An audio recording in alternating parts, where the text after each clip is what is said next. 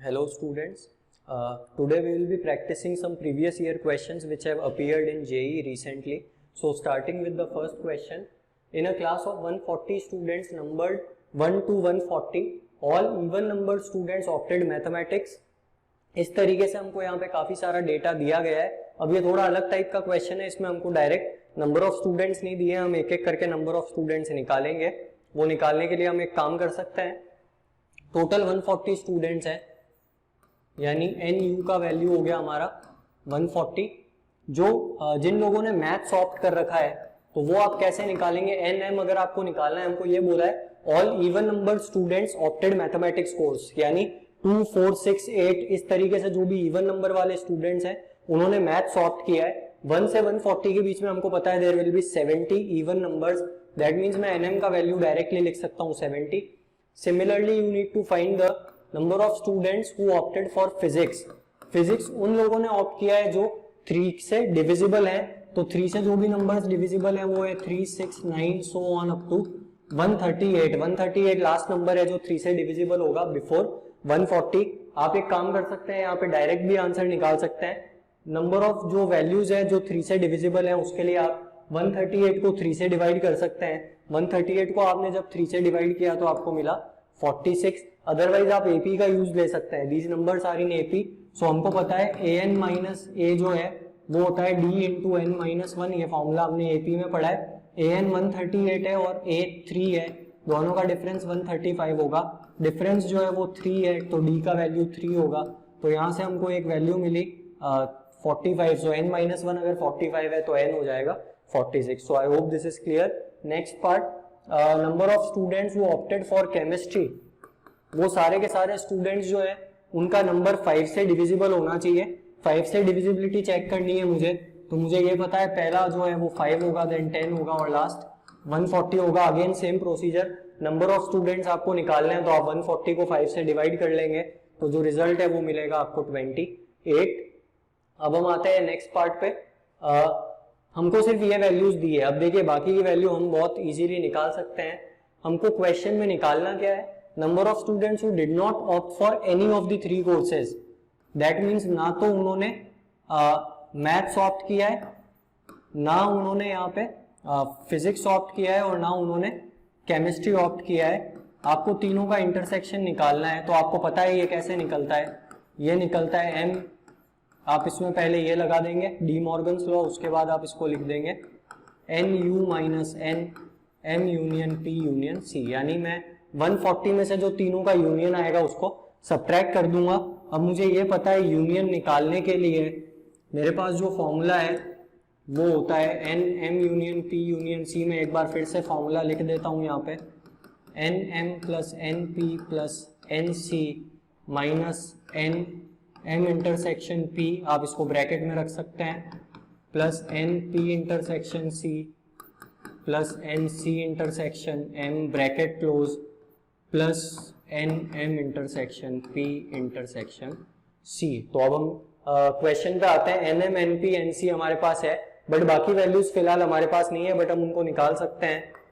N M intersection P जो है वो कैसे निकलेगा, एम और पी का इंटरसेक्शन, मतलब एम और पी में कॉमन प्रॉपर्टी आपको सर्च करनी है. वो कॉमन प्रॉपर्टी क्या होगी, इवन नंबर्स जो है वो 2 से डिविजिबल होते हैं और जो फिजिक्स वाले हैं वो 3 से डिविजिबल होने चाहिए. दोनों का इंटरसेक्शन, तो 2 और 3 का इंटरसेक्शन लेने के लिए मुझे उनका एलसीएम निकालना पड़ेगा. यानी वो स्टूडेंट्स जो 6 की टेबल में आते हैं वो ऐसे स्टूडेंट होंगे जो इसके इंटरसेक्शन में आएंगे. ये पार्ट इंपॉर्टेंट है, आपको समझ में आना चाहिए. 2 और 3 का एलसीएम 6 है, तो मैं 6 से डिविजिबिलिटी चेक करूंगा. जो जो नंबर 6 से डिविजिबल है उन्हीं एलिमेंट्स को मैं एम इंटरसेक्शन पी में लूंगा. तो 1 से 140 में 6, 12, 18 सो ऑन. जो लास्ट नंबर डिविजिबल होता है वो होता है 138. 138 अपॉन 6 विल गिव यू 23. सो यहाँ पे मुझे मिल गया कि एन एम इंटरसेक्शन पी 23 होगा. सिमिलरली पी इंटरसेक्शन सी आप निकाल लेंगे. पी इंटरसेक्शन सी निकालने के लिए फिजिक्स वाले 3 से डिविजिबल होने चाहिए, केमिस्ट्री वाले 5 से होने चाहिए. तो दोनों का इंटरसेक्शन मतलब जो नंबर्स 15 से डिविजिबल होंगे, यानी 15, 30 so on up to 135. 135 is the last number which is divisible by 15. यानी 135 को आप 15 से डिवाइड जब करेंगे तो आपको मिला 9, that means NP intersection C is equal to 9। Similarly we can calculate C intersection M। तो C इंटरसेक्शन M मतलब 5 से भी डिविजिबल और 2 से भी डिविजिबल यानी 10 से डिविजिबल, तो 10, 20 सो ऑन अप टू 140, यानी टोटल नंबर ऑफ स्टूडेंट्स जो होंगे 140 अपॉन 10 दैट इज सिंपली 14। एक वैल्यू मेरे को और चाहिए यहाँ पे NM intersection P intersection C, तो वो वैल्यू मैं निकाल लेता हूं यहाँ पे M intersection P intersection C, that means 2 से भी डिविजिबल, 3 से भी डिविजिबल और 5 से भी डिविजिबल, तो 2, 3 और 5 का एलसीएम हो गया हमारा 30। 1 से लेके 140 के बीच में ऐसे 4 ही नंबर्स हैं जो 30 से डिवाइड होता है, 30, 60, 90 एंड 120, दैट मीन्स तीनों के इंटरसेक्शन की वैल्यू 4 है। Okay, so we obtained all the values. अब हम एक काम करेंगे, इन वैल्यूज को उठा के वहां पे सब्सटीट्यूट करते हैं। तो जब हम सब्सटीट्यूशन करते हैं यहाँ पे NM plus NP plus NC, यानी आपको इन तीनों वैल्यूज को ऐड करना है। 70 plus 46 will be 116, 116 plus 28 will be 144, minus तीनों का इंटरसेक्शन आपको ऐड करना है 23 प्लस 9 प्लस 14 दैट इज 46, और जो तीनों का इंटरसेक्शन है common intersection portion that is 4 वो आपको इसमें ऐड करना है। So the result will be 148 minus 46 that is 102। अब 102 ऐसे लोग हैं जिन्होंने तीनों में से कोई भी सब्जेक्ट ऑप्ट कर रखा है, हमको ये निकालना है किसने कुछ भी ऑप्ट नहीं किया है, तो NU में से हम इसको सब्ट्रैक्ट कर देंगे। So 140 minus 102 that is 38। Option B will be the correct answer, please note this. Okay, coming on to the second question. अब ये काफी अलग टाइप का क्वेश्चन है। एस सेट में एलिमेंट्स है 1, 2, 3 से लेके जितने भी हमारे पास नेचुरल नंबर्स हैं अप टू 100। हमको ये निकालना है number of non empty subsets. तो पहली चीज तो नॉन एम्प्टी सबसेट्स का जो फॉर्मूला है वो हमने पढ़ रखा है।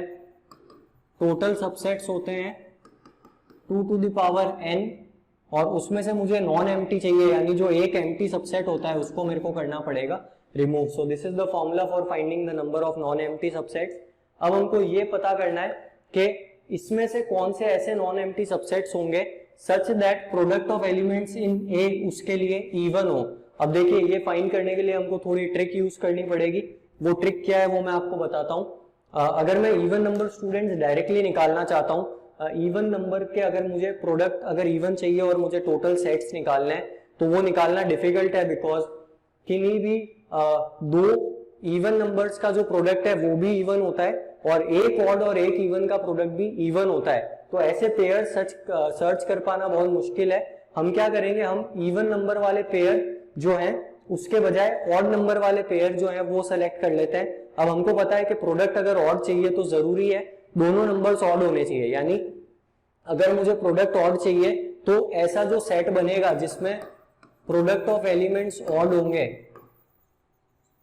प्रोडक्ट ऑफ एलिमेंट्स अगर मुझे ऑड चाहिए तो उस सेट में क्या क्या हो सकता है, उस सेट में सिर्फ जो ऑड नंबर वाले ऑड नंबर्स हैं वही हो सकते हैं। इवन वाला अगर एक भी हुआ तो हम फेल हो जाएंगे, बिकॉज इवन नंबर के साथ प्रोडक्ट लेते ही ऑड नंबर भी क्या बन जाता है, इवन।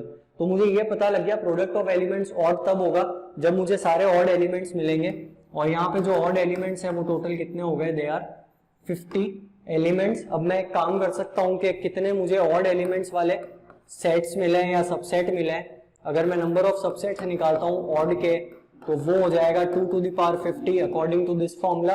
बट हमको अगर नॉन एम्प्टी चाहिए, odd plus non empty subsets, तो वो कैसे निकलेगा, इसमें से एक सेट को मुझे हटाना पड़ेगा। ये मेरी first equation.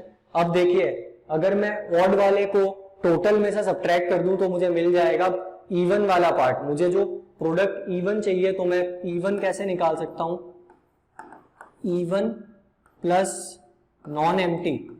So even plus non empty sets निकालने के लिए मैं टोटल में से जो हमारे पास में टोटल है यहाँ पे उसमें से जो ऑड वाला है उसको सब्ट्रैक्ट कर दूंगा। Total subsets minus n times of odd plus non empty. ये वाला पार्ट अगर मैं सब्ट्रैक्ट कर दूंगा तो मुझे मेरा रिजल्ट मिल जाएगा। टोटल सबसेट्स हमको पता है 2 टू द पावर 100 होंगे, बिकॉज जो हमारा सेट ए है उसमें 100 एलिमेंट्स है। बट मुझे फिर से सिर्फ नॉन एम्प्टी सेट्स की बात करनी है, तो नॉन एम्प्टी सबसेट्स कितने होंगे उसके लिए मुझे 2 टू द पावर 100 में से 1 को सब्ट्रैक्ट करना पड़ेगा, माइनस नंबर ऑफ ऑड वाले मैं अगर इसमें से सब्ट्रैक्ट कर देता हूं तो 2 टू द पावर 50 माइनस 1, तो जब आप ब्रैकेट्स ओपन करेंगे आपको रिजल्ट मिलेगा 2 to the power 100 minus 2 to the power 50 minus 1 से प्लस 1 कैंसिल हो जाएगा। अब ये रिजल्ट हमको मिल गया है हमारा फाइनल आंसर, बट ऑप्शंस में ऐसा कहीं भी नहीं है, तो मैं एक काम कर सकता हूं, मैं 2 टू द पावर 100 और 2 टू द पावर 50 में से 2 टू द पावर 50 को कॉमन ले लेता हूं, तो जो मुझे रिजल्ट मिलेगा वो मिलेगा 2 to the power 50 into 2 to the power 50 minus 1, that is option A. So the correct answer will be option A. I hope this is clear. Please note this. Okay, next question. 2 newspapers are published in a city. It is known that 25% of the city population reads A and 20% reads B, while 8% read both A and B. अब ये थोड़ा सा tricky question है, इसको हमको ढंग से Venn diagram की हेल्प से समझना पड़ेगा। 2 न्यूज़पेपर हैं ए और बी, मैंने उनको बना लिया। अब मुझे ये परसेंटेज में डेटा दिया है, तो फिर से मैं काम करूंगा, मैं इसको मान लूंगा, जो मेरा एन यू है उसको मैं 100 मान लेता हूं ताकि कैलकुलेशन ईजी हो जाए। It is known that 25% reads A, यानी ए न्यूज़पेपर पढ़ने वाले 25 लोग हैं 100 में से, बी वाले हैं 20 एंड 8 जो है वो दोनों हैं, दोनों का इंटरसेक्शन है, A intersection B is equal to 8। Venn diagram से हम इसको थोड़ा बिना कैलकुलेशन के सॉल्व कर सकते हैं। इंटरसेक्शन वाले पार्ट में A 8 है, अब मुझे ये पता है N A 25 है, N A ओनली कैसे निकलता है, N A ओनली निकलता है 25 में से अगर मैं 8 को सब्ट्रैक्ट कर दूं, तो 25 में से मैंने जब 8 को सब्ट्रैक्ट किया तो मुझे मिला 17 ऐसे लोग हैं जो सिर्फ A न्यूज़पेपर पढ़ते हैं। सिमिलरली NB में से मैंने 8 सब्ट्रैक्ट किया तो मुझे मिला 12 पर्सन ऐसे हैं जो सिर्फ B न्यूज़पेपर पढ़ते हैं। सो इवेंट डायग्राम यहाँ तक क्लियर होना चाहिए।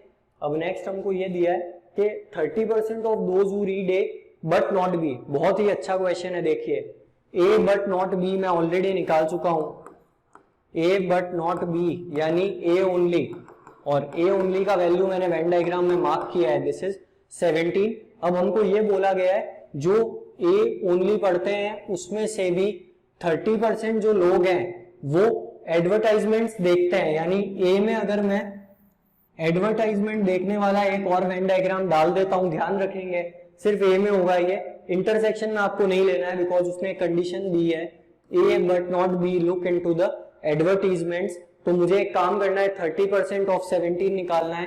30% ऑफ 17 का मतलब दिस विल बी 5.1। अब आप बोलेंगे नंबर ऑफ पीपल पॉइंट में नहीं हो सकते, तो कोई इशू नहीं है, मुझे डेटा परसेंटेज में दिया है इसलिए मैंने 100 लेके सॉल्व किया है, उससे हमारे आंसर पे कोई इफेक्ट नहीं पड़ने वाला है। दैट मीन्स ऐसे 17 में से 5.1 पीपल ऐसे हैं जो ए न्यूज़पेपर में एड देखते हैं। अब हम आते हैं नेक्स्ट पार्ट पे, 40% of those who read B but not A. तो जैसे मैंने ए बट नॉट बी निकाला था वैसे ही मैंने बी बट नॉट ए यानी बी ओनली निकाल रखा है, दैट इज 12। अब इन 12 लोगों में से 40% ऐसे हैं जो बी के एडवर्टाइजमेंट्स देखते हैं, तो बी में भी एक एडवर्टाइजमेंट का सेक्शन है। 12 का मैं क्या करूंगा, I will take 40%, so 40% of 12 यानी 40/100 ऑफ 12, तो जो रिजल्ट मुझे मिलता है वो मुझे मिलता है 4.8। सो द रिजल्ट इज 4.8 ऐसे लोग हैं जो बी में एडवर्टाइजमेंट्स को देखते हैं। हमसे ये पूछा गया है कि एक और चीज हमको दी है 50% of those who read both A and B. Both A and B मतलब हमारा इंटरसेक्शन वाला रीजन, इसमें भी कुछ ऐसे लोग हैं जो ऐड देखते हैं और उनकी जो क्वांटिटी है, उनका जो नंबर है वो 50% है इंटरसेक्शन वाले पार्ट का। 50% of those who read both A and B यानी 50% ऑफ 8, तो 50% ऑफ 8 मतलब 8 का हाफ दैट इज 4। 4 लोग ऐसे हैं जो ए बी दोनों पढ़ते हैं और एडवर्टाइजमेंट्स को भी देखते हैं। अब हमको ये पता लगाना है percentage of population who look into advertisements, तो कितने लोग ऐसे हैं जो एडवर्टाइजमेंट देख रहे हैं। 5.1 plus 4 plus 4.8, so this will give me 13.9, so the correct answer will be B. अब देखिए ये नंबर है 13.9, बट साथ ही साथ ये हमारा परसेंटेज भी है बिकॉज हमने रेफरेंस किसको लिया है, 100 को। So the correct answer will be option B. So this is a very good question, please note this. Okay, next part, A B and C be set such that A intersection B is not equal to phi, यानी अगर मैं इसका Venn diagram बनाता हूं तो कुछ इस तरीके से बन सकता है, ए इंटरसेक्शन बी फाई नहीं है, इसका मतलब कुछ ना कुछ दोनों में कॉमन है, it is a subset of C. अब देखिए इसकी बहुत सारी पॉसिबिलिटीज है, ए इंटरसेक्शन बी सी का सबसेट होना चाहिए, तो ये पोर्शन ए इंटरसेक्शन बी को रिप्रेजेंट कर रहा है, ये अगर सी का सबसेट है तो मैं सी को कुछ इस तरीके से बना सकता हूं, सर्कल बनाए चाहे रेक्टेंगल फर्क नहीं पड़ता। एक तरीका ये भी है कि हो सकता है बड़ा वेन डायग्राम बने, क्योंकि उस केस में भी ए इंटरसेक्शन बी सी के अंदर लाई कर रहा है। अब सी के अंदर लाई कर रहा है तो सी जो है वो कितना भी बड़ा हो सकता है, मैंने सिर्फ यहाँ पे एक पॉसिबिलिटी ली है। अच्छा, इसको अगर थोड़ा और आसान बनाना है तो एक एग्जाम्पल आप ले सकते हैं। एग्जाम्पल आपको इस तरीके से लेना है कि ए इंटरसेक्शन बी फाई नहीं होना चाहिए, तो सपोज ए है 1,2, बी है आपका 2,3, इनका इंटरसेक्शन फाई नहीं है, दोनों के इंटरसेक्शन में 2 जो है वो कॉमन एलिमेंट है। एक और कंडीशन है, ए इंटरसेक्शन बी सी का सबसेट होना चाहिए, ए इंटरसेक्शन बी 2 है, उसको अगर सी का सबसेट होना है तो जरूरी है कि सी में 2 को भी आना पड़ेगा, 2 के अलावा अदर एलिमेंट्स इसमें कुछ भी हो सकते हैं, एनी ऑफ द एलिमेंट्स। अब मैंने एक सिंपल सा एग्जांपल लिया, अब मैं कंडीशंस चेक करता हूं, B intersection C is not equal to 5, मुझे ये पता लगाना है कौन सा ट्रू नहीं है, तो मैं देखता हूं पहला ट्रू है या नहीं है, B intersection C is not equal to 5, यानी बी और सी का इंटरसेक्शन कभी 5 नहीं हो सकता, मुझे वेन डायग्राम से क्लियरली दिख रहा है this is B intersection C, और ये कभी भी 5 नहीं हो सकता। आप एग्जांपल के थ्रू भी देख सकते हैं, बी इंटरसेक्शन सी कितना आ रहा है, 2 आ रहा है, 5 के बराबर नहीं है, उसने भी यही बोला है 5 के बराबर नहीं है, दैट मीन्स ये ट्रू है, ये जो है हमारा ट्रू है, हमसे पूछा गया है नॉट ट्रू कौन सा है, तो ये ऑप्शन हम यहाँ पे एलिमिनेट कर देंगे। बी ऑप्शन पे आते हैं, A minus C subset of B. अब अगर आप एग्जांपल देखें यहाँ पे, a माइनस सी जब आप निकालते हैं तो आपके पास में क्या बचेगा, ओनली 1, हमको बोला है 1 should be subset of b, लेकिन यहाँ पे मुझे दिख रहा है 1 जो है वो 2 और 3 में लाए कर ही नहीं सकता, तो वो b का सबसेट हो ही नहीं सकता, इसलिए मेरी ये पूरी कंडीशन जो है इनवैलिड हो गई, ये स्टेटमेंट मेरा 100% फॉल्स होगा, क्योंकि ये कंडीशन सेटिस्फाई हो ही नहीं सकती, neither through the example nor through the Venn diagram. Venn diagram में आप देखें a माइनस सी अगर आपको निकालना है, यानी आपको a में से c वाला सारा पोर्शन रिमूव कर देना है, तो a में से c वाला पोर्शन आप रिमूव कर देंगे तो आपके पास में ये बचेगा, और आपको अब क्या करना है, आपको ये देखना है कि वो b का सबसेट है या नहीं है, तो क्लियरली जो शेडेड पोर्शन है उसका कुछ भी पोर्शन b में लाई नहीं कर रहा है, तो वो उसका कभी भी सबसेट नहीं हो सकता। You can solve it either way, या तो आप वेन डायग्राम से करें या तो इससे करें, आपको अगर बाकी ऑप्शन चेक करने हैं तो वो भी मैं बता देता हूँ। प्रॉपर्टी के थ्रू आप सी वाले को सॉल्व कर सकते हैं। देखिए हमने एक डिस्ट्रीब्यूटिव प्रॉपर्टी पढ़ी थी, x union y intersection z जो है वो होता है x union y intersection x union z।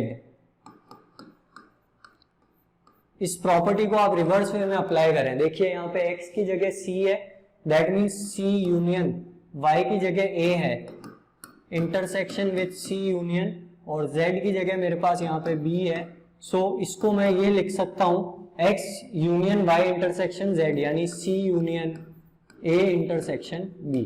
मैंने इसको सिंप्लीफाई कर लिया और ये लिख दिया।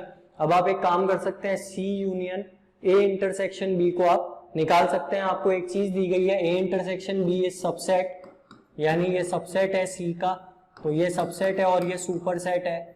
हमको पता है कि सुपर सेट और सबसेट का जब मैं यूनियन लेता हूं तो मुझे क्या मिलता है, मुझे सुपर सेट मिलता है, यानी मुझे C मिलेगा, यानी ये ऑप्शन मेरा जो है वो ट्रू है, it is absolutely correct. Last option भी आप चेक कर सकते हैं, a minus B is subset of C, तो आप a माइनस बी निकाल लें यहाँ से, a माइनस बी कितना आएगा आपका, a माइनस बी आ जाएगा 1, simply 1, it is subset of C, तो ये बिल्कुल यहाँ पे a माइनस बी जो है वो C का अगर सबसेट है, तो जो करेंटली हमने एग्जाम्पल लिया है उसके अकॉर्डिंग तो ये सबसेट नहीं हो रहा है। बट हम एक चीज और कर सकते थे, यहाँ पे C में हमारे पास हो सकता है एक्स्ट्रा एलिमेंट्स भी हो, तो हम प्रॉपर्टी की हेल्प से इसको समझने की कोशिश करते हैं या वेन डायग्राम की हेल्प से समझते हैं।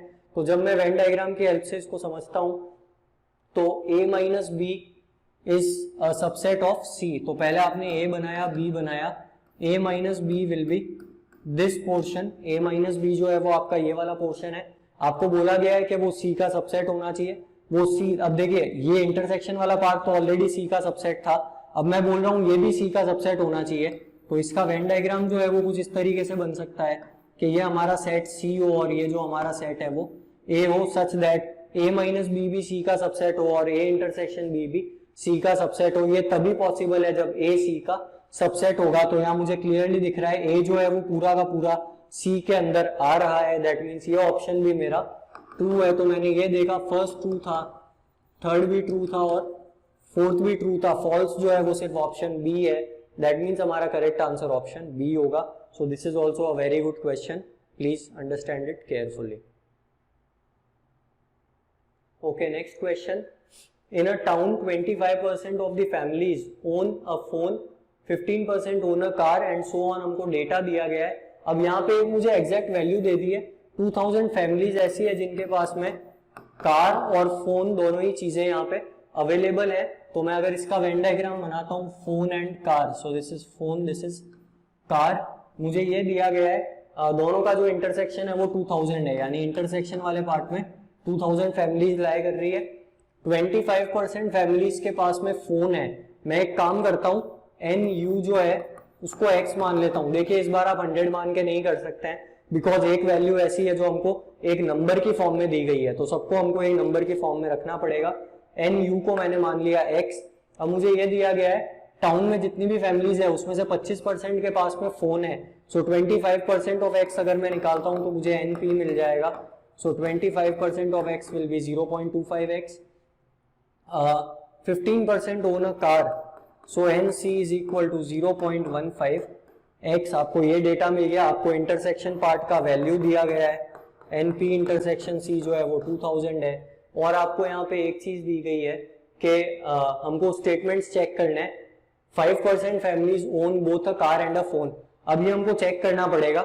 हम एक काम करते हैं, यहाँ पे सबसे पहली चीज मैं NP यूनियन C यहाँ पे निकाल सकता हूं। NP यूनियन C निकालने का तरीका मेरे पास क्या होगा, NP union C will be NP plus NC minus NP intersection C। So 0.25x plus 0.15x will be 0.14x। उसमें से आपको सब्ट्रैक्ट कर देना है 2000। This is the value of P union C।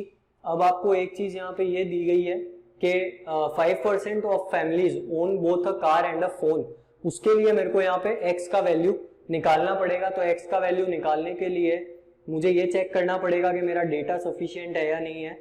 तो हमको यहाँ पे और कुछ 25% ऑफ द फैमिलीज दिया है, उनके पास में फोन है, 15% के पास में कार है, 65।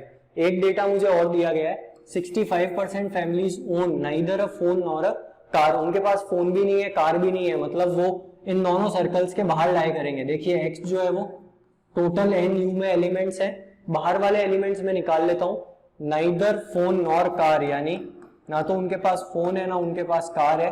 इसका वैल्यू मेरे पास है 65% ऑफ x, यानी 0.65 ऑफ x। अब मैं अपनी कैलकुलेशन कर सकता हूं। देखिए कैसे हम कैलकुलेशन करेंगे। बाहर वाले पोर्शन में मुझे ये पता लग गया कि जो बाहर वाला शेडेड पोर्शन है उसका जो वैल्यू है वो 0.65x है। तो मैं P यूनियन C निकाल सकता हूं। अंदर वाला जो पोर्शन है वो कैसे निकलेगा, NU यानी x में से अगर मैं 0.65x को कर दूं सब्ट्रैक्ट, तो x में से अगर मैंने 0.65x को कर दिया सब्ट्रैक्ट तो मुझे मिला 0.35 ऑफ x। 0.35x मुझे मिला।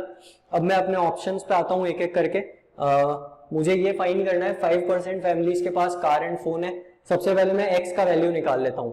x का वैल्यू कैसे निकलेगा, NP यूनियन C हमने इससे निकाला है, अब हम उसको निकालते हैं फॉर्मूला से। NP union C is equal to NP plus NC हमने यहाँ लिखा था, हम एक काम करते हैं डायरेक्टली इसको इक्वेट कर देते हैं। NP यूनियन C जो है वो एक वैल्यू ये मिला हमको और एक वैल्यू मिला 0.35 ऑफ x। मैं ये वाला पोर्शन रब कर रहा हूँ। सो यहाँ से मैं x का वैल्यू यहाँ पे निकाल सकता हूँ। So 0.4 minus 0.35 will be 0.05x। This is equal to 2000। तो x आ गया मेरे पास 2000 अपॉन 0.05। तो जब मैं ये कैलकुलेट करता हूँ तो मुझे रिजल्ट मिलता है 40,000। दैट मीन्स x का वैल्यू 40,000 है। There are total 40,000 families in the town, यानी ये ऑप्शन अब मेरा 100% करेक्ट है। मैं बाकी ऑप्शन चेक करता हूँ। 5% families own both a car and phone. अब मैं एक काम करूंगा, 5% ऑफ 2000 निकालता हूं, तो जब मैं 5% ऑफ x निकालना है हमको, 5% ऑफ द टोटल फैमिलीज यानी 5% ऑफ x, 5% ऑफ x यानी 5% of total number of families. Total number of families मेरे पास यहाँ पे कितनी है, दिस इज 40,000। तो मैंने इसको जब निकाला तो रिजल्ट मुझे मिलेगा 2000 विल बी द रिजल्ट। और हमको पता है कि हमारे पास जो इंटरसेक्शन वाला पार्ट था उसमें भी 2000 है, यानी जो कॉमन पोर्शन है वो 100% हमारा 2000 है, यानी मेरा फर्स्ट ऑप्शन भी बिल्कुल करेक्ट है। अब हम सेकंड ऑप्शन चेक करते हैं। 35% family own either a car और अ फोन, बिल्कुल करेक्ट है बिकॉज हम ऑलरेडी निकाल चुके हैं। यूनियन में जो बाहर वाला पार्ट था वो 0.65x है, तो जो अंदर वाला पार्ट है वो कितना आया था हमारा 0.35x, मतलब 35% ऑफ x, यानी 35% फैमिली ऐसी है जिनके पास या तो कार है या तो फोन है। दैट मीन्स हमारे तीनों स्टेटमेंट करेक्ट है, all 1, 2 and 3 are correct. That means हमारा करेक्ट आंसर होगा option D. So I hope this part is clear, please note this.